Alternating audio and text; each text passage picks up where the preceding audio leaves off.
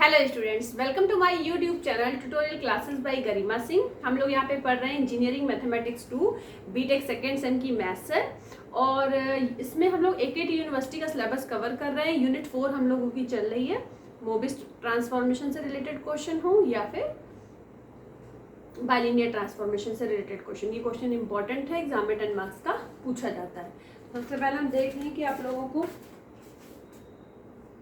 लोगों को सारी चीजें दिखाई पड़ रही हैं यहाँ। अब देखिए सॉल्यूशन। सबसे पहले आपको पता है कि मोबिस ट्रांसफॉर्मेशन और बाइलिनियर ट्रांसफॉर्मेशन एक ही होता है, ठीक है। तो इसमें हम लोगों ने पढ़ा था क्रॉस रेशियो का फॉर्मूला। सबसे पहले देखिए करना क्या है, find the मोबिस transformation that maps point Z की 3 वैल्यू दी हुई है और इनटू द पॉइंट्स डब्ल्यू की 3 वैल्यू दी हुई है रिस्पेक्टिवली लिखा हुआ है, ठीक है। तो सबसे पहले हम क्या करें कि Z1 Z2 Z3 वैल्यू लिख लेते हैं।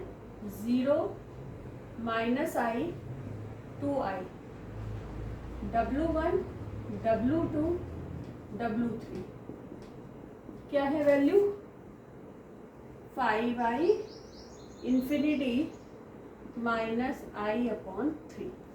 अब हमारा क्रॉस रेशियो का फॉर्मूला क्या होता है, क्रॉस रेशियो, ठीक है।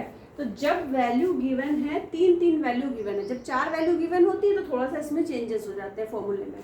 तो देखिए फॉर्मूला क्या है क्रॉस रेशियो का, W माइनस W1, उसके बाद W2 माइनस W3। इसी तरीके से इधर होता है Z minus Z1, Z2 minus Z3, फिर अपॉन में, ठीक है। अपॉन में क्या लिखना है W माइनस W3, यहाँ पे अपॉन में क्या लिखना है Z माइनस Z3, फिर W2 minus W1, Z2 minus Z1। ये है हमारा क्या है क्रॉस रेशियो का फॉर्मूला है, ठीक है।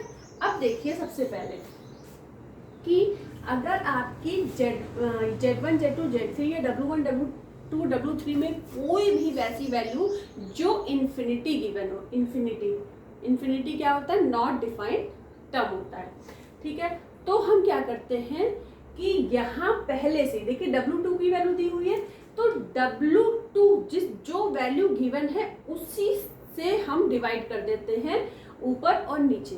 तो देखिए कैसे हम लिखेंगे इक्वेशन को, W माइनस W1, W2 में W2 से डिवाइड करेंगे तो क्या बन जाएगा 1 माइनस W3 अपॉन W2, फिर W माइनस W3 और ये बन जाएगा 1 माइनस W1 अपॉन W2। इसको Z की कोई ऐसी वैल्यू गिवन नहीं है इन्फिनिटी, तो इसको हम एज इट इज उतार लेंगे। Z minus Z1, Z2 minus Z3, फिर Z minus Z3, Z2 minus Z1। अब क्या करना है आपको, वैल्यूज पुट करनी है, तो वैल्यूज पुट कर दीजिए।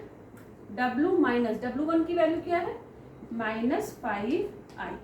अब देखिए यहाँ है 1 माइनस W3 अपॉन W2, तो W3 क्या है -i/3 अपॉन इन्फिनिटी। किसी भी नंबर के नीचे अगर इन्फिनिटी आता है तो उसकी वैल्यू क्या हो जाती है पूरे की 0। तो 1 माइनस 0 क्या बचेगा 1, और 1 से जब इसका मल्टीप्लाई होगा तो यही वैल्यू आ जाएगी, तो नीचे कुछ लिखने की जरूरत ही नहीं है। इसका W माइनस W3 तो प्लस i/3। अब देखिए W1 अपॉन W2 फिर से अब इन्फिनिटी आया अपॉन में, तो ये पूरी वैल्यू क्या हो जाएगी 0, 1 माइनस 0 1। तो अब हमें यहाँ पे कुछ भी लिखने की जरूरत नहीं है, equal to Z minus Z1, Z1 की वैल्यू क्या है 0, तो 0 लिखने की जरूरत नहीं है। फिर क्या है Z2 माइनस Z3, तो माइनस i माइनस 2i, तो क्या बन जाएगा -3i। इसके बाद Z माइनस Z3, तो Z माइनस Z3 तो -2i, Z minus 2i, Z2 minus Z1, तो माइनस आई माइनस 0, तो क्या आ जाएगा, केवल माइनस आई। अब हम क्या करें, क्रॉस मल्टीप्लीकेशन कर दें। ठीक है, क्रॉस मल्टीप्लीकेशन कर देते हैं। तो अब देखिए इसको आप और क्या लिख सकते हो, एक बार थोड़ा सा और सिंप्लीफाई कर लेते हैं। w minus 5i w plus i upon 3, ये है माइनस 3iz, ये है माइनस iz प्लस 2i। अब हम क्रॉस मल्टीप्लीकेशन कर देते हैं। ठीक है, इसका इससे कर देते हैं, तो क्या आ जाएगा, माइनस का WIZ, फिर प्लस का देखिए 5i into IZ, minus into minus plus हो जाएगा, लेकिन ये आएगा क्या, 5i स्क्वायर जेड, आई स्क्वायर की वैल्यू क्या होती है, -1 होती है, तो बचेगा -5z। ठीक है, अब 2i से मल्टीप्लाई करिए तो क्या आएगा, प्लस 2wi, फिर 2i का 5i में मल्टीप्लाई करिए तो क्या आएगा, माइनस का 10i स्क्वायर, और माइनस का 10i स्क्वायर यही आएगा। अच्छा एक चीज और, जब यहाँ आपने मल्टीप्लाई करा, ध्यान से देखिए, zi तो माइनस का zi, अब 2i इंटू आई, ये तो प्लस का है, और यहाँ पे आई स्क्वायर आया, तो आई स्क्वायर की वैल्यू क्या होती है, -1 होती है, तो यहाँ पे हमें क्या मिलेगा, -2, क्या मिलेगा, -2। अब देखिए जब आप 2 से मल्टीप्लाई करेंगे तो 2w आएगा। ठीक है, उसके बाद यहाँ पे जब मल्टीप्लाई करेंगे तो प्लस का 10i आएगा, इक्वल टू, अब इसका इससे माइनस करेंगे तो क्या आएगा, -3izw, -3izw। अब देखिए इन दोनों को जब मल्टीप्लाई करेंगे तो क्या होगा, 3 से 3 कट जाएगा, आई स्क्वायर आएगा, आई स्क्वायर की वैल्यू -1 होगी, जो इस वाले माइनस से प्लस हो जाएगी, तो हमारा बचेगा क्या, केवल z बच रहा है हमारा। एक बार हम फिर से यहाँ पे देखिए करके दिखा देते हैं, i/3 इंटू -3iz, 3 से 3 कट गया, आई स्क्वायर की वैल्यू -1, इस माइनस से प्लस हो जाएगी, बचेगा केवल z। अब देखिए इसको सॉल्व कर लेते हैं। अब हमें क्या करना है कि z इक्वल टू निकालना है, तो z इक्वल टू निकालने के लिए सारे z हम एक तरफ कर लें और बाकी जो वैल्यूज हैं एक तरफ कर लें, या तो सारे z की फॉर्म में निकाल लीजिए, w की फॉर्म में निकाल लीजिए आंसर। ठीक है, तो फटाफट यहाँ तक नोट कर लीजिए जल्दी से। अब देखिए, अब ये जो है हमारा 3izw इस तरफ लेके आए तो ये हो गया प्लस का -wiz प्लस 2w। अब ये सारी वैल्यू उधर ले आइए, 5z प्लस z और क्या प्लस 10i, ये बन जाएगा हमारा 6z प्लस 10i। ये इसमें से आप क्या करो, एक माइनस कर दो, तो ये क्या बचेगा, 2iwz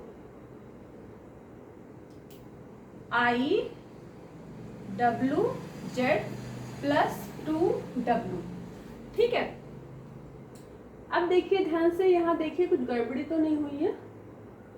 हाँ, अब देखिए इस 2 को कॉमन ले लीजिए यहाँ से, और जब 2 को कॉमन लेंगे या फिर पूरे को 2 से डिवाइड कर देंगे तो क्या बचेगा हमारे पास, डिवाइड कर देंगे और w कॉमन ले लेंगे तो क्या बचेगा, iz प्लस 1। ठीक है, और 2 से जब पूरे को डिवाइड कर दिया और फिर w से कॉमन ले लिया, यहाँ पे 2 से डिवाइड करा तो क्या आएगा, 3z प्लस 5i। तो w इज इक्वल टू क्या आ जाएगा हमारा, 5i प्लस 3z। हमें लग रहा है कुछ प्लस और माइनस का कुछ गलती तो नहीं हुई है, एक बार आप भी चेक कर लो, हम भी चेक कर लेते हैं। अब देखिए जब यहाँ पे हमने -2 का यहाँ पे मल्टीप्लाई किया था तो -2w होगा ना, वही हमें लग रहा था कि यहाँ पे कहीं पे हमने प्लस लिख दिया है, माइनस का 2w, माइनस का 2w, माइनस का 2w। ठीक है, तो अब क्या होगा, यहाँ पे आ जाएगा -1। तो अब हमारा आ जाएगा आई जेड माइनस 1, यही हमारा क्या हो जाएगा आंसर। ठीक है, 5i plus 3z is upon I Z minus 1। ठीक है, तो ये हमारा आंसर आ गया। 10 मार्क्स का क्वेश्चन है, वो बहुत ही सिंपल क्वेश्चन है। तो अब आप लोग एक इंपॉर्टेंट चीज समझ लो कि अगर क्वेश्चन में कहीं भी चाहे z की वैल्यू में और चाहे w की वैल्यू में अगर इन्फिनिटी गिवन है, मान लो z की भी वैल्यू में इन्फिनिटी गिवन है, w की भी वैल्यू में इन्फिनिटी गिवन है, तो इन्फिनिटी कौन सी है? अगर 2, जैसे यहाँ w2 थी तो हमने w2 से ही डिवाइड कर दिया ऊपर नीचे। और अगर मान लीजिए यहाँ पे z1 होता है, ऐसा z1 की वैल्यू इन्फिनिटी होती तो हम यहाँ पे z1 से डिवाइड कर देते इसको और इसको। ठीक है, तो इस चीज का ध्यान रखिएगा। तो जब इन्फिनिटी अपॉन में चला जाता है तो कुछ भी ऊपर लिखा हो, अपॉन में इन्फिनिटी लिखा है तो उसकी वैल्यू क्या आती है? हमेशा 0 आती है। तो अगर आप इन्फिनिटी लिख के सॉल्व करोगे तो इन्फिनिटी में कुछ भी माइनस करो, कुछ भी डिवाइड करो, कुछ भी प्लस करो, इन्फिनिटी आता है तो नॉट डिफाइंड टर्म मिलेगा, तो हम कैसे बता पाएंगे? ठीक है, तो इसलिए इन्फिनिटी अगर क्वेश्चन में गिवन हो तो इस तरीके से आप लोग करोगे। और चैनल को सब्सक्राइब तो कर ही दोगे, वीडियो को लाइक भी कर दोगे, अपने फ्रेंड सर्कल में शेयर भी कर दोगे। तो आज के लिए इतना ही। All the best to all of you. Thank you.